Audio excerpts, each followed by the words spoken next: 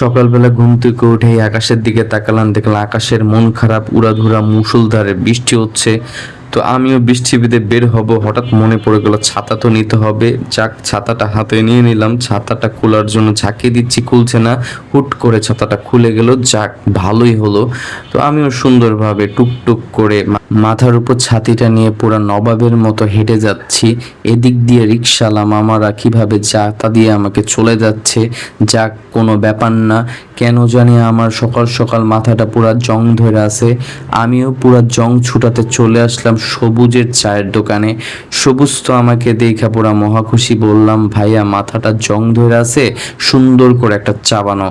বলতে না বলতে সবুজ কত কিছু দিয়া দেখেন চা বানানো শুরু করে দিল।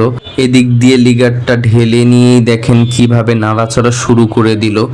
নাড়াচাড়া শেষ করেই চাটা আমার হাতে দিয়ে বলল, ভাই এবার আপনি চাটা খান, দেখবেন আপনি সকল প্রকার জং দৌড়াইয়া পালাইতে শুরু করছে। আমিও কোনো কথা নাই, সবুজের কথা শুনে চাটা চুমুক দেওয়া শুরু করে দিলাম। চাটা চুমুক দিয়ে দেখলাম আমার মাথার জংটা কেমন জানি নাড়াচাড়া দিচ্ছে। আবার চুমুক দিয়ে দেখলাম এইবার জংটা মাথার থেকে ছোটা শুরু করছে। তো চাটা খাইয়া বললাম, ওয়াও। তো সবাই ভালো থাকবেন। আসসালামু আলাইকুম।